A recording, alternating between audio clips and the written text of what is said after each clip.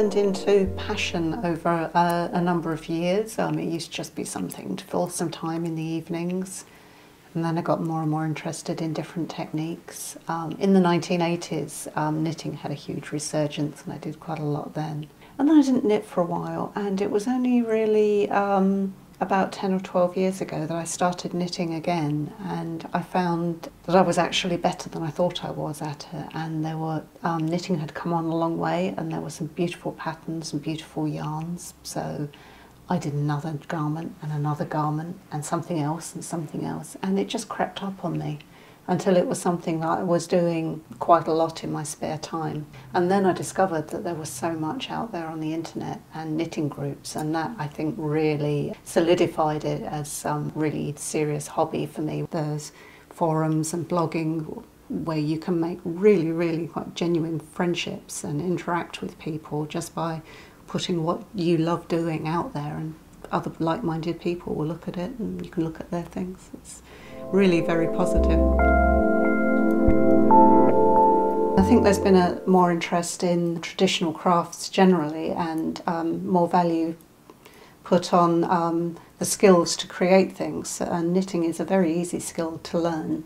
It can take a lifetime to master, but it's very easy to learn and get going. Quite often I get questions on my blog, sort of, oh, I'm stuck with doing so-and-so, I'm making the same garment as you, how did you handle this piece? And, you know, you get a conversation going with people, and, you know, a couple of months later you get a photo emailed to yourself and you've got some pride that, I helped with that, I helped that person make that thing. So it is another rewarding part of the process. I'm a member of the Bromley Guilty Knitters. We're a group that started about 8 years ago. I think there's about 12 of us who knit most Sunday mornings. We turn up, buy coffee, knit, help each other with problems with our knitting. No matter what you've done wrong, there's somebody always there who can help out. It's become a very big part of my life, from something that I would just go along occasionally. I've made a wonderful group of very, very good friends over the years there. Susan is an excellent knitter. She's somebody I would aspire to knit like, and I probably will never achieve, because she is very, very competent. She's very skilled. She's extremely quick knitter, and she's the go-to person if I get stuck. She's very generous with her time and has the biggest stash of anybody I've ever met. She could open a wool shop in her home. It's so huge. So it's lovely having her here, because you know there's somebody who will always know the answer to a query. She always likes to try a challenge. So she always, if something's really difficult, somebody says, oh, this pattern's impossible, she'll go and try it. And she also has a very big stash, which we always laugh about. So yeah, it's nice to have Susan. She's very helpful also against problems. We're guilty knitters because we all carry an element of guilt about our knitting. I'm perpetually guilty because I've got way too much yarn in my stash that I haven't knit. So I'm always trying to knit my way through my stash and failing miserably. There are other people who are guilty because they've promised to knit something for someone and they haven't finished it yet and they've missed the birthday. There are other people who are feel guilty because they were knitting and they didn't bother cooking their husband their dinner, you know. So we came up with a list of about 20 reasons why you could be a guilty knitter. If you ask any knitter, there's some level of guilt with it, but you work through it. I think most knitters have a tendency to love the yarn and buy more than they actually need. There are some who are very good at using up all the scraps, but it's part of the pleasure of the hobby is going into the shop and squishing the balls of yarn and drooling over the beautiful colours and buying some just because you want to own it. I think that's something which any hobby can be guilty of, that you buy more than you actually use. I mean, certainly my husband with his video games and board games buys more than he can actually play. I definitely am guilty of buying more yarn than I can knit.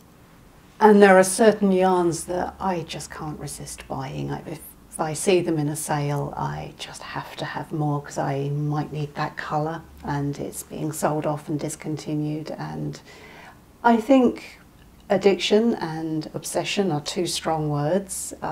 They've kind of slipped into misuse in English, but it's definitely a very strong interest.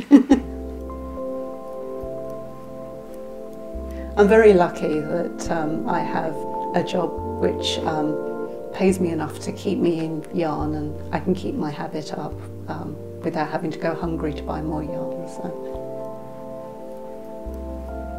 For me, it definitely is. There's all sorts of different levels of excitement. I mean, I'm a show-off, so there's the joy of finishing something and putting it on my blog, or showing it to my friends, or showing it to someone at work who's sort of, oh, you didn't make that, did you? Yeah, what do you think? You know, it's great fun. I enjoy the actual process of it and finding all the beautiful yarns and, you know, choosing what colour beads to put with it. There's so many different levels of pleasure to have with it. And then at the end of all that lovely creative process, you've got a beautiful thing to have in your house or to wear. It keeps on giving. You could go and buy a pair of socks for £1 and they'd be perfectly good socks, but the pleasure of actually sitting and making them is something else, and wearing something that you know you've made. Susan's an excellent knitter, and I'm not just saying that because she's my wife. I can tell some of the things she knits are extremely advanced patterns, and seeing that she's brought friends over here and teaching them to knit, and you know, her level of expertise is well beyond the average knitter. So she's a very, very skilled knitter, and she's very prolific. She knits a lot, and yeah, I'm always very impressed with what she's doing.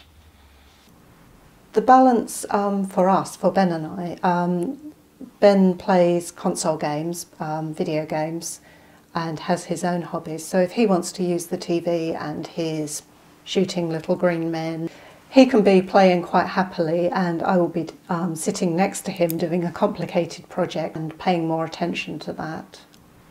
You know, the two can coexist. You know, we can still spend time together, and in the evenings we're still sort of participating in our own hobbies.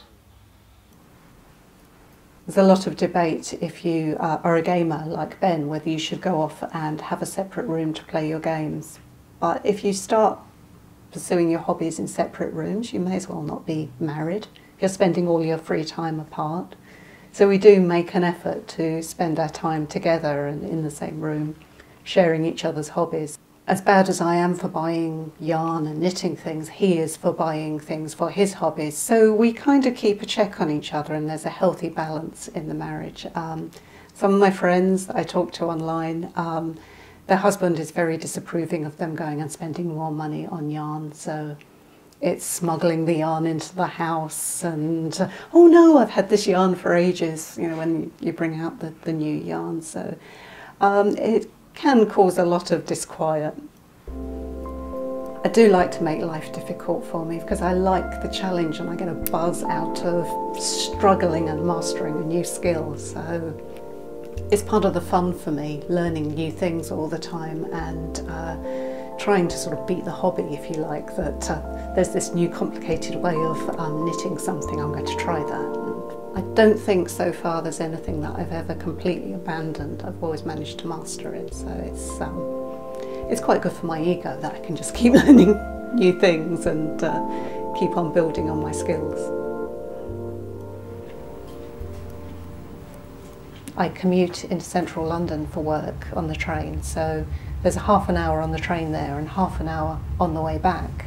So there's an hour a day that I sit on the train knitting with no distractions. So you can actually get quite a lot of knitting done in that time.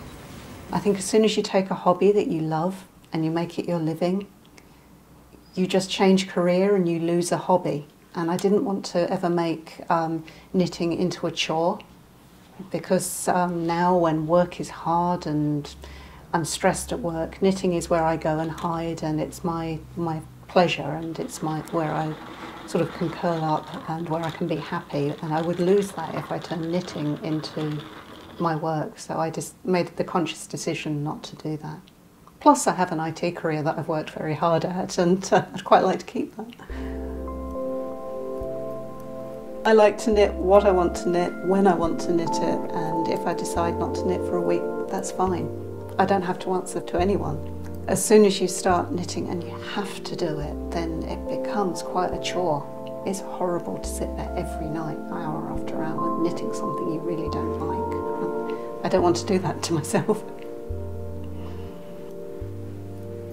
I think the key is to just start, and if you don't know if you like knitting or if you like crocheting, you don't have to make a decision. You can chop and change at any point. It is a hobby. There are no rules. So if you don't know if you like knitting, just start. Do some.